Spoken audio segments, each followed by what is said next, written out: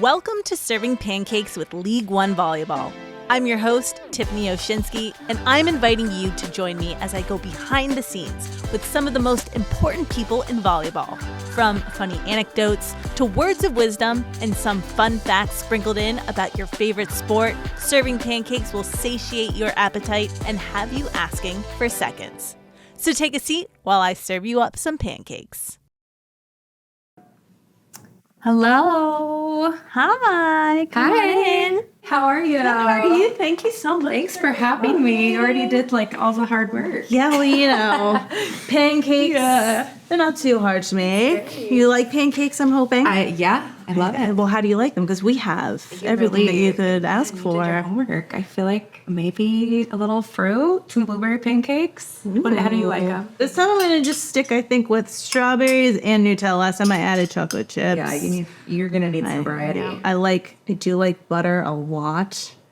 So I'm with you there. I'm from Indiana. I'm like anything farm, fresh. This is my go-to, so... Nutella and strawberries are by far one of the greatest combinations that life can offer. Yeah, I feel like playing in Europe, they put Nutella with everything. It's like their version of peanut butter, and I'm not mad about it.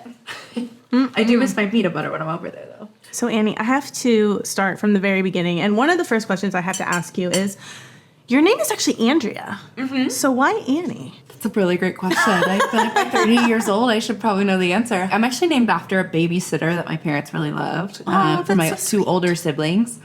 And I was actually born on Christmas Day.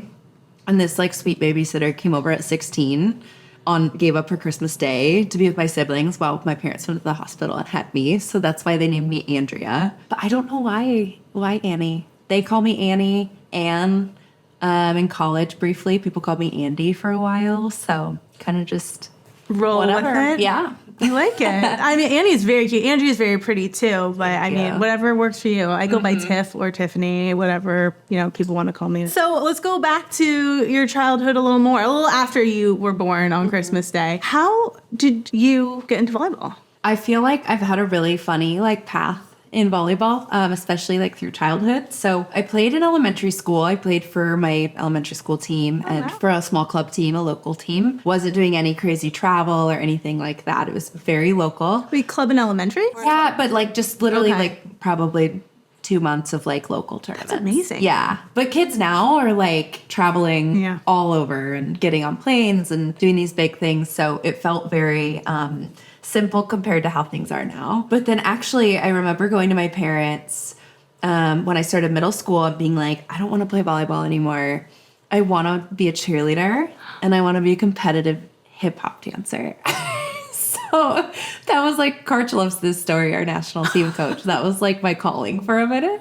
I love that. And I loved it. I had a lot of fun. I did miss competing. I remember being on the sideline of a football game and getting so into it. And then they'd be like, you're supposed to just stand and be still and, wait in between cheers and stuff. But yeah, and then I just had a huge growth spurt. And I think I just missed the competing aspect of my friends. And so tried out for my high school team and got back to volleyball then.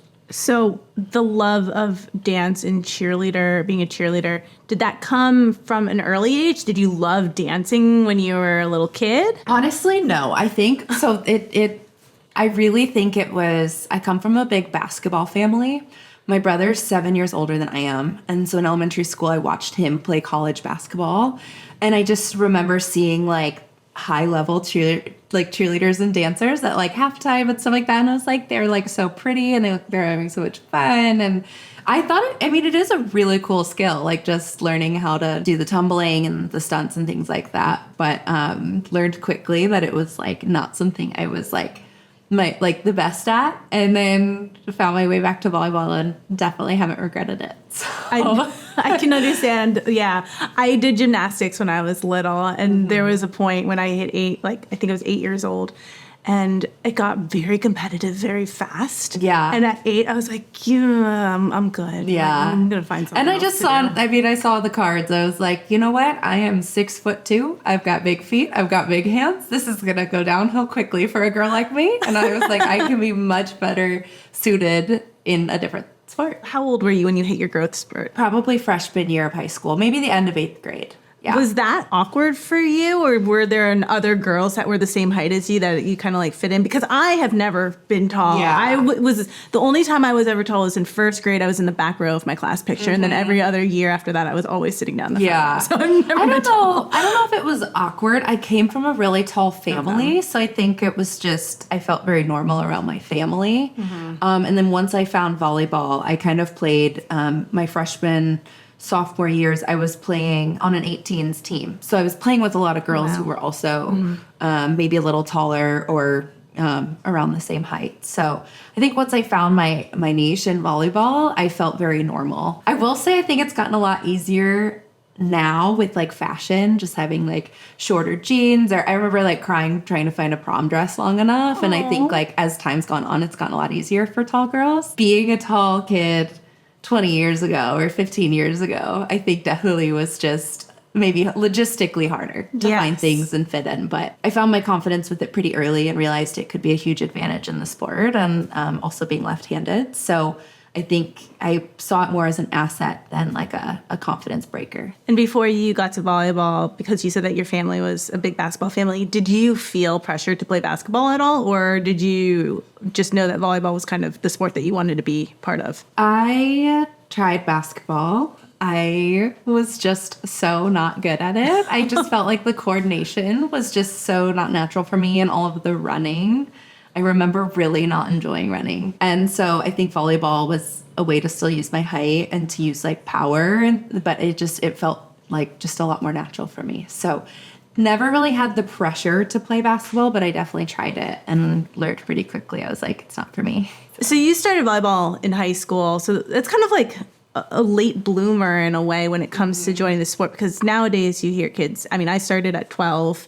A lot of kids start when they're younger. So do you kind of feel like a role model for the kids who start sports late in a way? I definitely would have classified myself as, like a late starter, maybe in some ways a late bloomer. And I think even through college, I had a good college career. But I think when I got to the national team, I was definitely one of those people who had a lot of potential, but definitely was maybe a skip and a beat behind. So yeah, I think not just like in high school, but throughout, I feel like I've had a really unique path to my success. And so yeah, I definitely think that I hope that I've been able to like make other people feel like, oh, maybe like there is a chance if I just stick with it a little longer, if I look at it from a different lens, because that was totally my reality. So yeah, I definitely think being a late bloomer is very possible and pretty common, especially for tall girls that age. So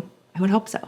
That's great. So what was like the recruiting process for you to go to college? Like, did you know that you wanted to go to a Big Ten school? Did you know that you wanted to play? What was that like? So I grew up in a small town in northern Indiana, near South Bend, so really close to Notre Dame. And I think maybe my college interest started there, like knowing Notre Dame at the time. That was where like our high school and club teams would go and like watch some of their games, and kind of saw volleyball like on the big stage or at like the big level. And so I think that's kind of how it started. But I learned quickly, Northern Indiana is like the hub of Big Ten. Like you drive 2 to 3 hours in any direction and you're at like a Big Ten school. And Big Ten at the time, and still to this day, was like one of the strongest, if not the strongest, volleyball conference. So I think I just realized that there was a lot of good volleyball really close to home, and that's kind of how I started learning. Purdue was one of the first schools I looked at, Purdue and Notre Dame.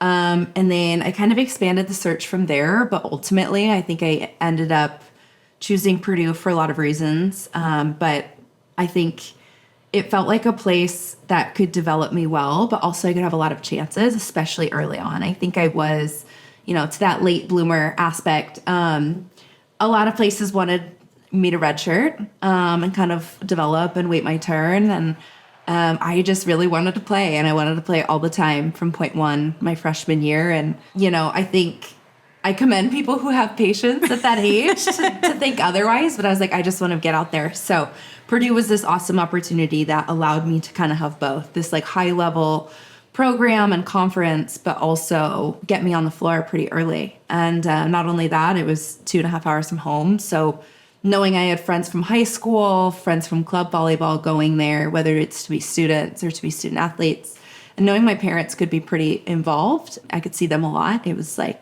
it became kind of a no-brainer at some point. That's so nice. Is your family really close? Yeah, I would say so. I have an older brother who's 7 years older, and I have an older sister who's 2 years older. And my brother, I think just being a little bit older, he got married when I was like in high school or maybe my freshman year of college. So having another sister, and then his kids also now are 8 and 4. And so just having them kind of be alongside me in my career through college, but also professionally is made me like kind of put a new importance on volleyball, and just like, I'm not just doing it for me or for the paycheck or for the glory. It's kind of to show them like what's kind of out there if you work hard at something. So definitely very close to my family, and excited that they'll get to see me play a lot more live. Yeah, for sure. Now, I've read that you weren't actually sure if you wanted to play pro and keep going after college. So what did you want to do when you graduated? What was kind of your thought process if you didn't go pro? Yeah, I was a hospitality and tourism management major. So that's basically kind of like a business and managerial degree for like hotels and restaurants and lodging, events, things like that. And I definitely enjoyed that side of things. And I think a lot of college athletes, after spending 4 years like totally dedicated to something, you kind of do wonder what's like on the other side. So I definitely like flirted with the idea of not playing and looked heavily at that. And I got an offer to play professionally in Puerto Rico right after college, which was pretty common at the time, to leave like right after Christmas and the holidays, your senior year, and go play in the spring in Puerto Rico. And I think honestly, with the pro side of things, I, for a long time, wasn't sure like how long I wanted to do this. I still struggle with that sometimes, how long I want to do this, but I feel like I'm very connected to like my faith, and I feel like God has put small opportunities in front of me and just like nudged me to say yes. And so it wasn't looking at like my career 10 years ago and being like, I want this like decade long pursuit of an Olympics. And it wasn't like that for me, but it was a lot of little moments of God being like, here's this opportunity and let's think about it. And then like nudging me in that direction. And it's been beautiful. I was going to say, are you glad that you have chosen this path and that you're still doing this? Absolutely. Yeah. And every year it like takes on new meaning. I mean, now with all the opportunities coming up to play at home and all the opportunities for college players, just my hope is that this next year I can help in some ways like lay a brick into something that in the future my kids or my niece, like they'll have options to pursue playing after college in a lot of different ways. Like there's not just one route to do it. And so I think just, I'm super grateful of the career I've had, but I think just super grateful of the ways like God's used volleyball to teach me more about like the world and like myself and what all of this can look like. So I hope that makes sense. Yeah, definitely. And you got to travel to all the different countries to play. So what has kind of been your favorite location, if you even have one? Like can you give me an example of something that you absolutely loved or an adventure that you got to go on from traveling and playing internationally with these teams? We have like our pro seasons, which are about 6 to 8 months. And then we spend the rest of the time with national teams. So I preface that because if anyone's listening and they don't really know about like how the schedule works, half the year is in a foreign country with foreign teammates and you're playing for like one club. And the other half is typically traveling with Team USA. And that's where we represent, the United States and where we try to pursue things like an Olympic gold medal. So 2 very different experiences. I've loved overseas playing professionally because learning to live in another culture in another country is just like the most eye-opening thing, the most humbling thing you can ever do. Like you think you know something about yourself or about the world, and you live somewhere else and you're like, oh my gosh, like I have so much more to learn. So I think that part's been really cool. Obviously, the glamorous side is people see what we do on off days and they see us on like a boat in Italy or like on a food tour in Japan. And it's like, oh my gosh, I want to do that. But the day-to-day is like really hard, but really rewarding. So I'm glad I got to like learn those lessons. And And then with national team, yeah, we've really been all over, and getting to see different styles of volleyball has been really fun. How different countries run their offensive and defensive systems, but also how they just like develop their youth differently and what they prioritize. So yeah, that's more of a volleyball answer, I guess, or a life answer. But the travel has been amazing, but just like I've learned so much along the way, and I feel like I'm always still learning. What is a day-to-day life like as a professional volleyball player? Oh, that's a good question. I always wondered that because I'm thinking, because I played club and I was going to play in college. I was recruited to go to Penn State. And so that was like the dream. Oh, wow. Yeah. But then I got into film school and I was like, that's, for me, I graduated high school in 2004. So there was I did not know about professional. So I went academics over athletics, and then I always think back now, I'm like, could I have done that? But what would it have been like? Like, it has. So cool. And you're doing it in like a volleyball capacity. That's like really cool. Yeah, and I'm loving this. Like, I love this. But, there's always that thought, like, what would life have been like? So I'm always curious, like, what would my life have been like had I played professionally or, attempted to even try to play at the U.S. level, which I don't think I could have. But I think that's an interesting question. There's a lot of variance. It depends on, like, what country you're playing in, or, like, if you're talking about like a professional day versus like a day with Team USA. But generally for me, I wake up, I'm typically a pretty early riser. Like, I'm a morning person. I'll wake up, have coffee. I like to do some like devotional journal prayer time before I leave the house. That to me is like have like kind of a slow morning at home for myself. And then it's very nice, like meditative morning for you. I love being up early and it's quiet. And then I think for me, when I can make volleyball feel like a part of my day versus like my whole day, typically I tend to like hold things a little looser and be more relaxed, if that makes sense. So slow morning, and then head to the gym. Typically starts with some like warm up and like rehab activities. So as an opposite, that means like get your shoulder ready. I've had some like foot and heel problems throughout my career, like nothing major, but just like make sure I'm getting a good warm up for those things, activating well. And then typically we'll have ball practice. Maybe in the beginning part, we're with more like people in your position. We're doing more like skill specific work. Like we'll have an attack, period of time, and we'll have a blocking period of time and a serving period of time. And then as the day goes on, we'll do more like 6-on-6 volleyball or competition volleyball. And then after that, typically we'll either go right into strength and conditioning, where we have a weight program and a little bit of cardio, or we'll have lunch and then do that. So, and then, in the evening, maybe late afternoon, take a nap, get a coffee. I like to take an afternoon walk just to kind of shake out the body after a long morning of moving, and then cook dinner and watch some film a lot of days, just to kind of see how you did that day, or watch some things about your next opponent. And then chill time, like, I don't know, do my nails, watch a movie, visit with friends, play games, things like that. What's your like go-to movie or genre? Honestly, I feel like my husband and I have really grown to love like Netflix documentaries, and like nothing that like specific, but just learning things. And like some of these are just so wild, like you just like can't look away. And I'm like, I love that. I think Apple TV does like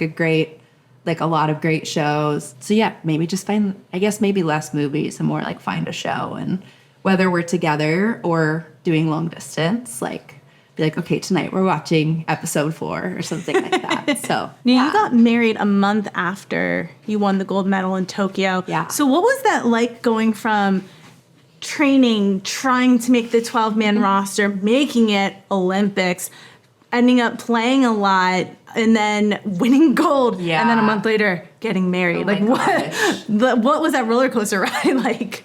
It was like the most chaotic month. Like I look back and it was seriously such a blur. I think my husband and my support system and my planner, like we kind of said once, July hits, like wedding planning is off the table. Like I don't need to know anything. Like if my caterer quits tomorrow, like I will find out when we get home. Like it was, so we kind of just put the wedding on the back burner and just made it all about the Olympics. And then, the Olympics, obviously we had a really amazing story and experience there. And then it was just like probably a week of just celebrations, media, like chaos, like everywhere you went. It wasn't like we had paparazzi, but I remember being like in Costco and people being like, I just saw you like on NBC, you just won this gold medal. And it was just so funny. But yeah, some media stuff, phone calls, things like that. And then a week of chill time in Indiana with my family, just kind of off the grid. And then we just went right into all the wedding fun. So amazing. It was really cool. What was really special was seeing a lot of my national team teammates and coaches in my like small town court fields at my wedding, just like 3 weeks after. I think that was just a really special like visual I'll never forget. It's like, these people could be like anywhere in the world right now, and they like chose to trek it here. Yeah, and so that was like, it was like my eyes did not know what to do with like that image, because it was like my worlds colliding. So that's amazing. Yeah, it was chaos in the best way. Speaking of Indiana, did you know that the Indianapolis Star, they did like a best of sports by the numbers, and for 18 they had Peyton Manning, because Peyton Manning, but you were the honorable mention. If Peyton Manning didn't exist, you would have been number 18 for best in sports of Indiana. Did you know that? I did not know that. No, 18 was my college number. So I feel like that's kind of that's pretty so impressive. Out of the whole state of Indiana, for number 18, they chose you. Thank you. I mean, like I said, behind Peyton Manning, but that's of course we don't mess with Peyton Manning. But no, it was really cool to see how like my high school and my town and our state in general really came behind, and I felt a lot of support throughout the Olympics. I'm the first volleyball player to ever be named to the Olympic women's indoor volleyball roster, so I didn't want to carry that lightly. I think it could mean a lot of cool things for our sport in our country, yes, but in our home state. So felt a lot of support along the way, which was really cool. Well, now you get to play here. I mean, what does that mean for your family and your husband? Are they excited that you're not going away for months at a time now? Yeah, so my plan actually was like, honestly, to retire after Paris. You know, this League One opportunity came around, and I first was like, no, I think I should retire. And the more I learned and the more I saw people signing and it's starting to come to like fruition, I was like, I think I'm gonna really regret not doing it. So I remember saying yes to League One and calling my parents, and they were in the car together and they were just so funny, just very happy. And then an hour later, my dad's like, okay, MapQuest says it's 3 hours and 37 minutes to Madison, Wisconsin. So my parents, along with all of our parents, are just gonna be total groupies, like in the best way, which is going to be really fun. I love it. So what are you hoping that your legacy will be when it's all said and done, when you finally decide that, you know, the opportunity to finally retire presents itself to you? What do you kind of hope that your legacy is? I want to be remembered as like a player and teammate who matured along the way, and I think who was really learned how to be good in a lot of different roles. And I think that that's something that I've had to learn, not always the easy way. Like, I just think, you know, a lot of your college and professional career, you're kind of like the big dog. And then you get to the national team gym and you're just like, so not a big fish in a small pond, if that makes sense. So I think just learning, how can I be good as a starter? How can I be good as a non-starter? How can I be good as someone who's coming off the bench for 3 points, coming off the bench to finish a game, and not just physically or statistically, but like mentally, emotionally. Like, how do my teammates know, no matter what, they're gonna know what they're gonna get? I think that is something that I've really worked hard on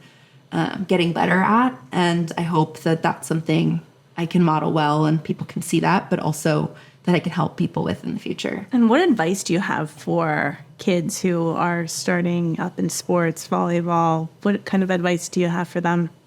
Honestly, like, and it doesn't even have to be about sports. Like, you just have to find something that you really love to do every day. And I think when you're young, it can be like, my parents signed me up for it, or my friends like to do it. But I just don't know if that's going to get you really really going to get you very far. And if you just enjoy it, like, that's amazing. But I think if you really want to see like gains and improvements and success in something, or you really just want to be like satisfied in who you are and what you're contributing, I think you just got to find something that you really enjoy doing and not do it just for other people.